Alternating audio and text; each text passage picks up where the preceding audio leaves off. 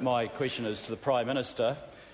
Why does he want to sell shares in state-owned enterprises? Mr Speaker. The Honourable Simon Power. Mr Speaker, on behalf of the Prime Minister, the member is getting ahead of himself as no decision to sell shares has been made. The Ministers of Finance and State-owned enterprises have asked Treasury for advice on whether extending the mixed ownership model can meet the 5 tests I've outlined before, namely retaining majority control, prioritising New Zealand shareholders, providing good investments, using capital to purchase other public assets and protecting consumers.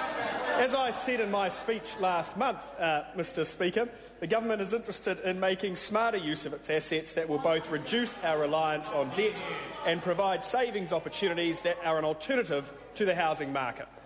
The Honourable Supplementary question, Mr Speaker.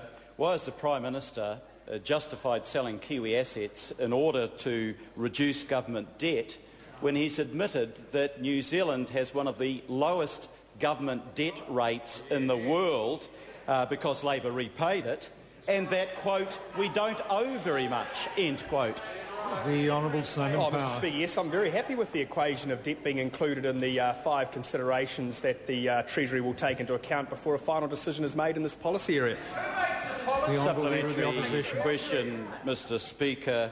Did the government's December investment statement show that total shareholder returns from all of the state-owned enterprises exceeded 15% on average over the last 5 years, while the average 10-year bond rate was around 6%, showing that investments comfortably exceeded the cost of capital? So why does it make any sense to sell off those assets to repay debt?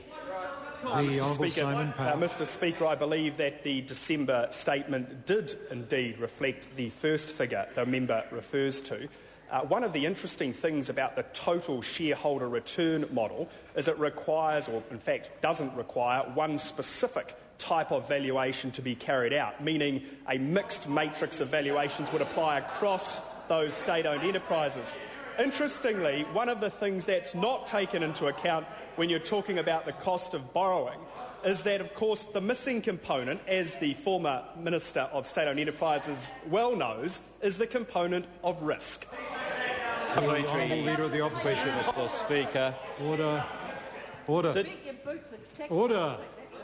Did the Treasury tell the government that selling the state-owned enterprises wouldn't significantly improve their financial performance? The Honourable Simon Power. Mr Speaker, on behalf of the Prime Minister, I can't recall exactly the quote or the reference that the member makes, but I would also remind the member that the final policy in this area has not been confirmed yet until the 5 tests are met. The Honourable Leader of the Honourable Leader of the Opposition. I seek leave to table a paper from Treasury, or an excerpt from it, Crown Ownership of Commercial Enterprises, which said there's little evidence to suggest that privatisation would significantly improve the financial performance of many of the SOE companies. Leave is sought to table that document. Is there any objection? There is no objection.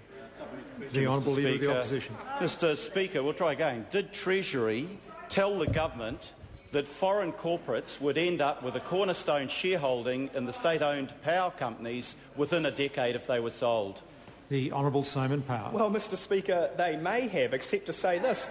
It's impossible to have a cornerstone shareholder offshore if the government retains 51% of the companies. Question. Supplementary question, the Honourable Leader of the Opposition. Supplementary question, Mr Speaker.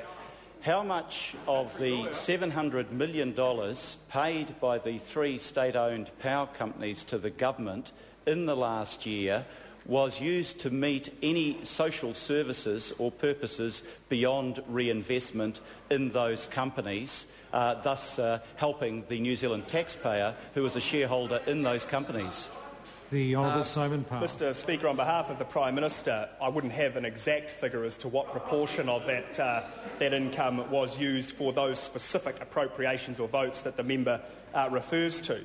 If the fundamental question the member is asking is why forego the dividend in that situation, that's a fair question for the member himself to answer, who pondered on radio the week before last, why would the government forego $700 million in dividends, and then the very next sentence said they were collecting too much in dividends. Supplementary question, the Honourable Leader of the Opposition. Has, in regard to the Minister's last answer, has he considered that privatisation prevents the government from returning some of those dividends to the electricity consumer by way of reduction in price or rebate? The Honourable Simon Powell. Well, Mr Speaker, that is a question that may well have applied to the 72% increase in power prices over the 9 years that government was in charge. I'd also note, though, that's now the third position that I've heard today about dividends. The first was, why would you give them away? The second was, they're too much. And the third is, don't collect any to offset power prices. Question number 3, Craig Foss.